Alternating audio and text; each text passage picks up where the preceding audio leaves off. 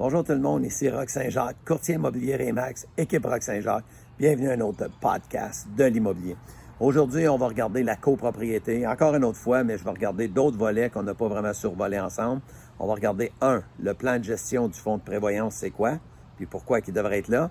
Puis 2, l'unité de référence, l'unité de base qu'on appelle. C'est ce qui devrait être fait. Puis ça va vous aider lorsque vous préparez à faire une promesse d'achat sur une copropriété ou vous apprêtez à mettre une copropriété, un condo en vente, bien, c'est des documents ou des réponses que vous devriez avoir pour votre courtier. Juste avant, je vais vous inviter à aimer la page, aimer la vidéo, c'est-à-dire partager la vidéo, abonnez-vous à la chaîne YouTube Équipe Roch Saint-Jacques. Ça va me faire plaisir de rester en contact avec vous. C'est des vidéos que j'essaie de faire informatifs et puis proactifs et puis vous donner de l'information que vous allez pouvoir utiliser ou partager. Alors, sans plus tarder, rentrons dans le vif du sujet. Je reçois, moi, à tous les semaines, à tous les mois, c'est-à-dire, ou à tous les 3 mois d'ailleurs, je ne suis pas sûr, une revue de RGCQ. RGCQ, c'est le regroupement des gestionnaires de copropriété du Québec. C'est un groupe qui a été formé il y a plusieurs années. Puis eux, ils aident à ce que les parcs immobiliers et les gestions de copropriété vieillissent de mieux en mieux et qu'on soit mieux encadré au Québec parce que pendant des années, les copropriétés ont été laissées à eux-mêmes. Et puis, eux, ils ont pris ça en main, puis ils font un travail colossal, puis c'est très bien. Puis, je les encourage de continuer. Alors, dans la dernière édition, ils ont survolé des dernières lois qui sont sorties, la loi 141, loi 16, loi 41. Je ne rentrerai pas là-dedans. Mais dans ces lois-là, on a un thème qui est, exemple, le plan de gestion du fonds de prévoyance. Alors, c'est quoi exactement? C'est que le gouvernement du Québec veut que chaque copropriété regarde l'état de la bâtisse actuelle, où elle est, puis qu'est-ce qu'elle doit être faite pour garder sa pérennité, pour que l'ensemble des copropriétaires bénéficient d'un investissement sécure et puis que les futurs acheteurs, évidemment, rentrent dans quelque chose de sécure et puis en connaissance de cause tout le temps. Alors, le plan de gestion, ce que c'est qu'il y a une firme spécialisée là-dedans. C'est habituellement des ingénieurs qui vont venir puis ils vont regarder l'état de la bâtisse. Puis ils vont regarder la durée de vie de chacun des équipements dans la bâtisse. Exemple, l'ascenseur. Ça a une durée de vie, mettons, de 20 ans. Bon, bien là, elle a quel âge en ce moment aujourd'hui? Tu sais, la bâtisse, elle a 10 ans, mais ça se peut que l'ascenseur, elle a comme une vie de 13 ans. Fait qu'il reste 7 ans. Qu'est-ce qu'on peut faire pour l'améliorer? Qu'est-ce qu'on peut faire pour rajeunir, pour étirer sa durée de vie? Alors, c'est ce que le plan de gestion va te permettre de faire. J'ai parlé de l'ascenseur, mais ça couvre tout, là. Les escaliers, les tapis, la peinture d'un passage, la toiture, les équipements genre chauffage, mécanique, ventilation, électrique. Tout ça est regardé. Comme là, dans la bâtisse, on a eu pas des panneaux, mais des compteurs électriques qui ont dû être changés. Bon, bien, tout a une durée de vie. Et puis là, ce qu'ils font, c'est qu'ils disent, parfait. Pour arriver à payer toutes les choses que vous allez avoir à payer, bien, il faudrait que vos frais de condo soient à tel niveau.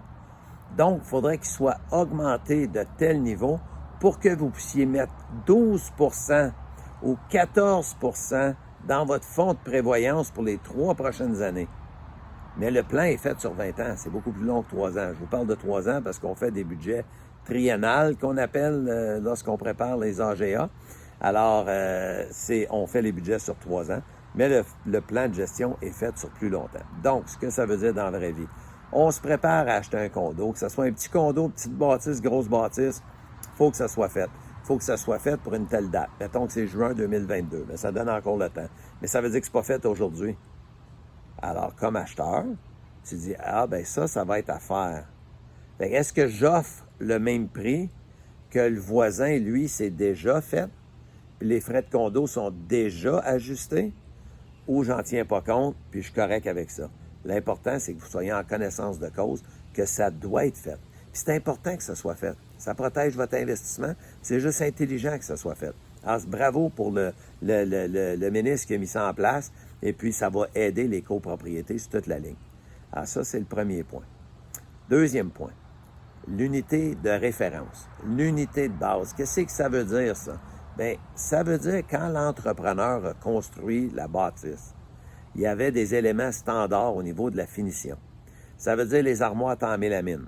Les planchers, c'était du tapis, mettons, dans les chambres. C'était du vinyle coussiné dans la cuisine. Mais vous, quand vous avez acheté, Vous avez mis des belles armoires en PVC. Vous avez mis du bois flottant dans les chambres ou du bois franc. Vous avez changé le vinyle, vous avez mis de la céramique. Parce que dans les nouvelles lois, c'est les assurances de la copropriété qui remettent les unités dans leur état original, mais selon les unités de référence, les unités de base. Ça veut dire que l'assurance de la copropriété va vous payer du tapis, va vous mettre de la mélamine, mais elle ne le mettra pas. Dans la vraie vie, vous allez avoir ce que vous avez actuellement, mais ça va être vos assurances qui vont venir payer la différence entre le tapis et le bois franc, la mélamine et le PVC. Alors, c'est pour ça que c'est important de le faire. Alors, encore une autre fois, si vous achetez dans une copropriété et c'est pas fait, c'est pas la fin du monde. C'est pas très dispendieux à faire. Ça prend de l'argent parce qu'encore là, c'est une firme spécialisée qui vient aider, appuyer le syndicat à mettre ça au monde. Mais c'est du temps de bénévole surtout pour faire le tour des appartements de chaque condo puis dire « Ah, OK, toi, t'as ça, ah, toi, t'as ça. » Puis, de base, c'était tel item ou tel item. Fait que c'est comme toute chose, à toutes les fois que je vous parle, c'est vraiment que vous soyez en connaissance de cause. Puis d'être conscient quand vous faites une promesse d'achat sur un condo, qu'il y a ces items-là, en plus des autres qu'on a déjà regardés, à vérifier, à valider, puis à vous assurer que c'est bien fait. Puis si c'est pas bien fait, bien, vous regardez les assemblées générales, les procès-verbaux. C'est sûr qu'ils vont en avoir parlé dans les dernières années parce que ça fait partie d'une nouvelle loi qui tombe en vigueur. Donc, ça doit être fait. Alors, vous allez pouvoir avoir l'information puis acheter en paix. Alors, c'est ce que je voulais partager avec vous aujourd'hui. Alors, encore une autre fois, aimez la vidéo, partagez-la, faites-moi des commentaires, je vais y répondre. Abonnez-vous à la chaîne YouTube Équipe Rock Saint-Jacques. Puis souvenez-vous que c'est un privilège et un plaisir de vous servir et de vous appuyer dans vos projets immobiliers. Merci, au plaisir.